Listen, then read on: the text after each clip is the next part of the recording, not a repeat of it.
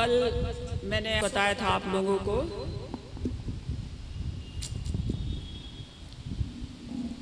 कि भगवान श्री कृष्ण अपने सखा उद्धव को प्रेम रस देना चाहते थे, तो स्वयं भगवान चूंकि प्रेम दान नहीं कर सकते,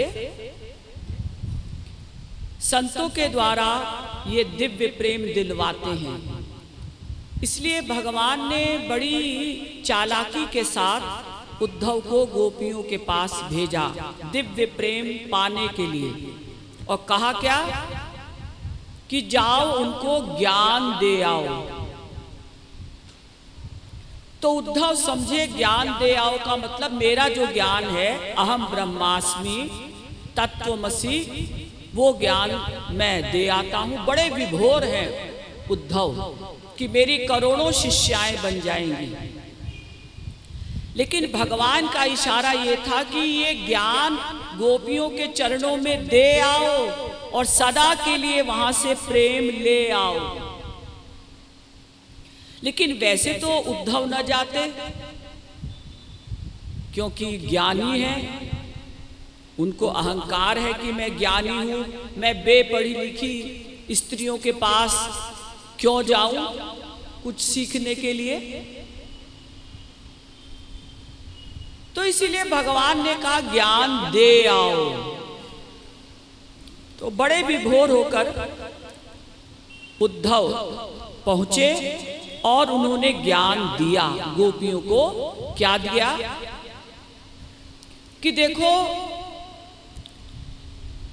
नाम रूप लीला गुण से प्यार करना ये अज्ञान है।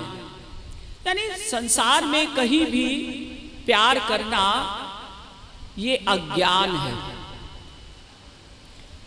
और वैसे भी तुम ही ब्रह्म हो, तो तुम नाम रूप लीला गुण आदि से युक्त जो है ऐसी पर्सनैलिटी से प्यार क्यों करती हो। तुम यही चिंतन करो कि हम ही ब्रह्म हैं, हम ही ब्रह्म हैं। तो गोपियों ने प्रवचन सुना और बड़े गंभीर होकर सुना, बीच में कुछ डिस्टरबेंस नहीं किया। अब गोपियां कहती हैं कि उद्धव तुमने तो हमको संदेश दे दिया, अब हमारा संदेश भी उनसे जाकर कह देना।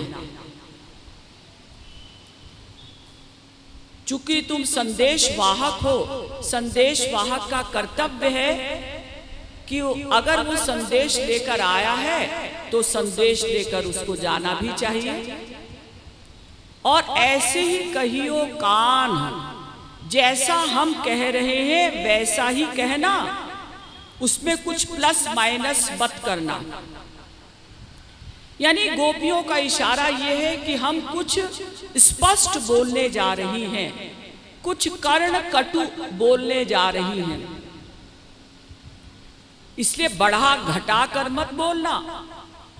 संसार में जो सभ्य लोग होते हैं वो किसी बात को घटा कर बोलते हैं, किसी को बढ़ा कर बोलते हैं, लेकिन जो स्पष्ट वक्ता होता है वो क्लियर बोलता है। स्पष्ट वक्ता न वंचकः, स्पष्ट बोलने वाला ठगता नहीं, बात को स्पष्ट बोलता है, बढ़ाता घटाता नहीं।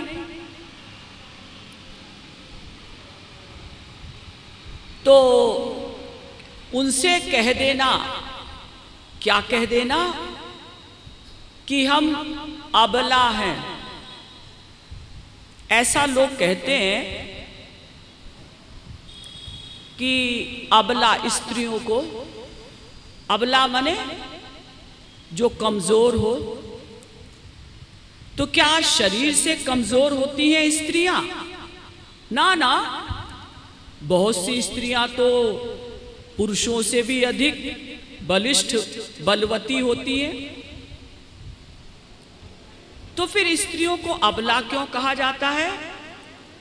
उनके शरीर की ऐसी बनावट है कि उनको सदा एक पुरुष की सुरक्षा की आवश्यकता पड़ती है। पिता रक्षति कौमारे भर्ता रक्षति यौवने पुत्रो रक्षति वार्धक्ये न स्त्री स्वातंत्र मरहति। बच्ची जब होती है लड़की छोटी तो पिता उसकी रक्षा करता है, जवानी में पति उसकी रक्षा करता है, बुढ़ापे में बेटा रक्षा करता है।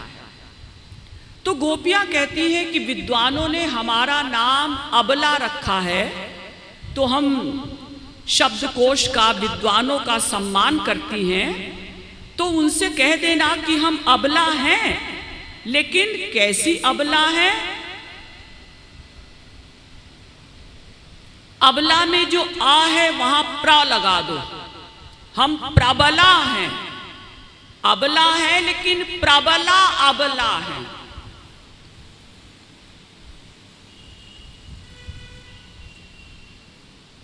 क्या मतलब?